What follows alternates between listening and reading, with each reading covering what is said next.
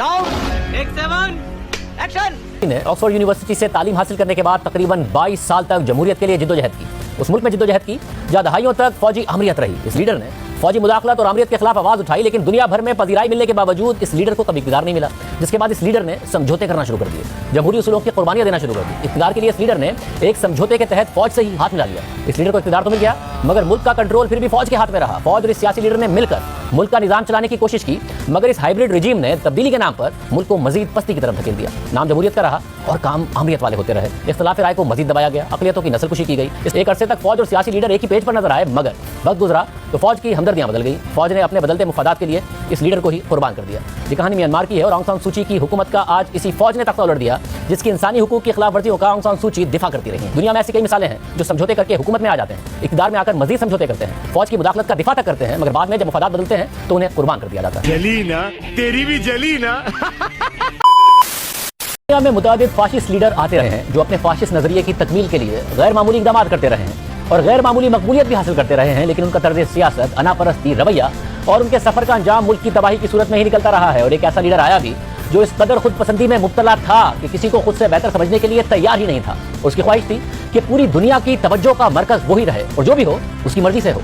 इस लीडर को ना सुनने की आदत नहीं थी, मगर हाँ कहने वालों की हिमायत भी हासिल नहीं थी। और ये मकाम हासिल करने के लिए अवामी मकबूलियत बहुत जरूरी है। भूख और नाइंसाफी पर आवाज उठाना शुरू कर दी और लोगों को बावर कराया कि वो एक लीडर नहीं है बल्कि उनके हुकूक का मुहाफिज है, जबकि मुखालिफिन लुटेरे हैं, मुनाफिक हैं, गद्दार हैं। फिर इस लीडर ने अपनी कौम की बदहाली की वजह बैरूनी कुव्वतों को करार देना शुरू कर दिया, बैरूनी मुदाखलत बर्दाश्त न करने का नारा लगा दिया और दावा किया कि उसकी कौम का फखर मिट्टी में मिला दिया गया है, इसकी अखलाकियात तबाह कर दी गई हैं और मुल्क में मौजूद सियासी कुव्वतें और मुख्तलिफ गिरोह बैरूनी कुव्वतों से मिले हुए हैं और बैरूनी कुव्वतें अपने मफादात के लिए उन पर सरमायाकारी कर रही हैं। फिर इस लीडर ने इस बयानिए पर काम करने के लिए कई साजिशी नजरियों पर काम शुरू किया और अवाम की एक बड़ी तादाद इस लीडर पर अंधा एतमाद करने लग गई। मगर सबसे दिलचस्प बात यह है कि इस लीडर को तकारीर का फन आता था। वो झूठ भी इस से बोलता था कि लोग उसे सच मांगने लग गए थे। करना है अपनी पार्टी को एक ब्रांड बनाने के लिए इस लीडर ने एक फोर्स पर काम करना शुरू कर दिया जो नौजवानों और वफादारों पर मुश्तमिल थी और वो इस लीडर की हर बात पर लब्बैक कहने पर तैयार थी, बिना ये सोचे कि वो बात सही है या गलत। और फिर हुआ भी यही, इस लीडर ने अपने पीछे एक बड़ी फोर्स कायम कर दी। फिर इस लीडर के साथ मुल्क के अमीर तरीन लोग भी आ गए और उन्होंने इस लीडर को इक़्तिदार में लाने के लिए इस पर सरमायाकारी शुरू कर दी। यानी इस लीडर को अवामी हिमायत मिलना शुरू हो गई, सरमायाकार मिलना शुरू हो गए, बड़े बड़े सनतकार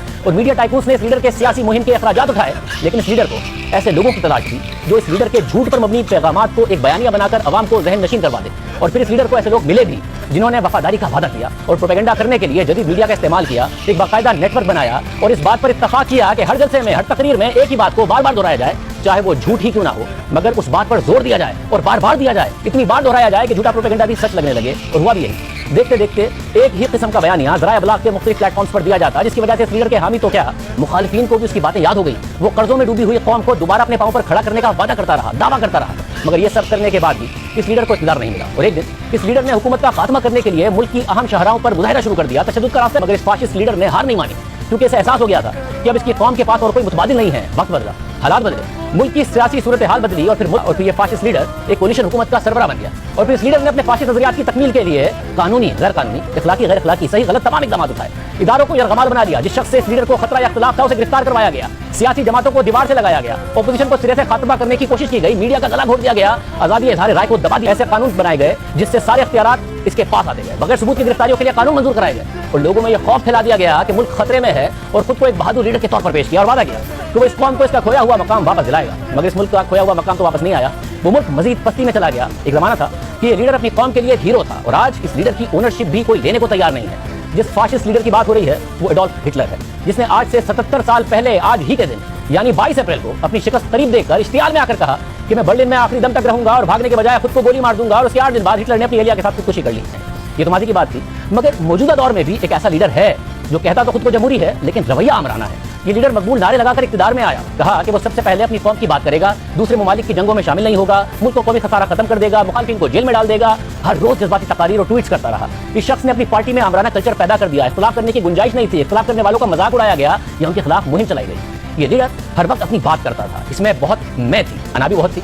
और जब अवाम ने इस लीडर को मौका फराहम किया और वो डिलीवर नहीं कर सका, नतीजतन इस लीडर को शिकस्त का सामना करना पड़ा। वोटिंग के जरिए इस लीडर को निकाल दिया गया, मगर इस लीडर ने शिकस्त मानने से इनकार कर दिया, मुल्क में एक सियासी बहरान पैदा कर दिया। आखिरी वक्त तक कोशिश की कि कोई रास्ता निकल आए ताकि वो इक़्तिदार में रहे, मगर जब कोई रास्ता नहीं निकला तो इस लीडर ने कई इल्जामात आयद किए, एक साजिशी नजरिया ईजाद किया, अवाम को सड़कों पर आने का कहा, अफरा तफरी का माहौल पैदा कर दिया और मुल्क की आज़ादी को बुनियाद बनाकर तमाम गैर आईनी इक़दामात को एक कौमी खिदमत करार दे दिया।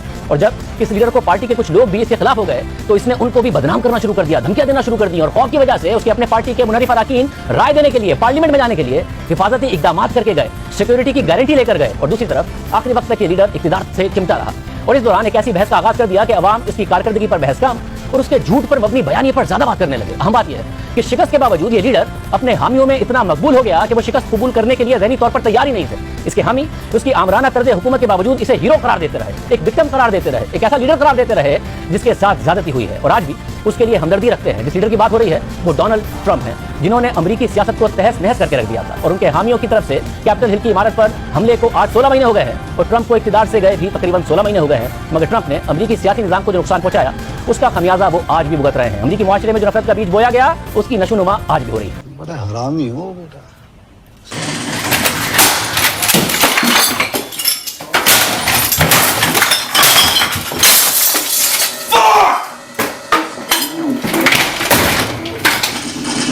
चीटिंग चीटिंग चीटिंग करता है तू, हमेशा मेरे साथ चीटिंग करता है। कैसे दिया आपको? है नहीं दिया? अच्छा, हम गधे